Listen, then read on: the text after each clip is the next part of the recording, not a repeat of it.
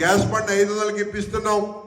ఎవరికన్నా రాకపోతే మన వాళ్ళని కలిస్తే మీకు 500 రూపాయలు గ్యాస్ బండ్ వచ్చే విధంగా ఏర్పాటు చేసి పెడతాం. అట్లాగే 200 యూనిట్లు కరెంటు ఫ్రీగా ఇస్తా ఉన్నాం. అవి మీరందరికీ తెలియాలి, మీరు అనుభవించాలి. ఎవరికన్నా రాకపోతే మీరు అప్లికేషన్ పెట్టుకోండి, లీడర్లను కలవండి. తప్పకుండా 200 యూనిట్ల కరెంటు కూడా ఉచితంగా మనం ఇస్తున్నాం. మీకు వస్తే సంతోషం, రాని పక్షంలో తప్పకుండా మీరు తీసుకోవాలి. 500 రూపాయలకి గ్యాస్ బండ్ ఇస్తా ఉన్నాం, ఉచిత బస్సు ఇస్తా ఉన్నాం, అన్నీ చేస్తున్నాం. ఒక్క ఫంక్షన్స్ ఏదైతే మనం చెప్పామో ఆ కార్యక్రమాన్ని కూడా మనం తీసుకోబోతా ఉన్నాం. ఇంకా ఇవ్వలేదు ఎవరికి, చేసిందే చెప్పాలి. ఫంక్షన్స్ ఏదైతే ఇస్తామని చెప్పామో,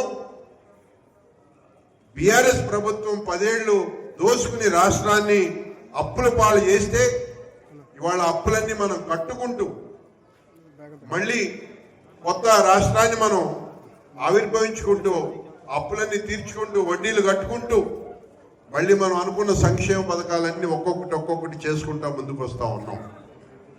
ఆ తరుణంలో ఏదైతే ఫంక్షన్ మనం 4000 చేస్తా అన్నామో అది కొంచెం లేట్ అయిన మాట వాస్తవం.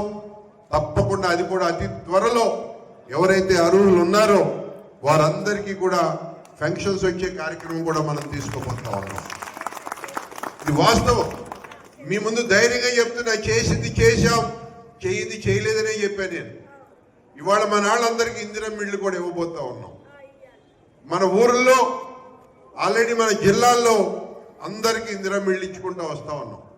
వాళ్ళ సిటీలో మన ఇల్లు కట్టుకోవడానికి గవర్నమెంట్ జాగాలు దొరకట్లే, దూరాలు ఉన్నాయి. మన బేగంపేటలో లేవు.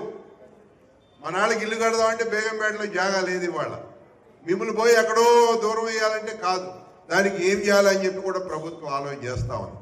తప్పకుండా మీ అందరికీ ఇందిరమ్మ ఇళ్ళు వచ్చే వరకు కూడా మనం ప్లాన్ చేసుకుందాం.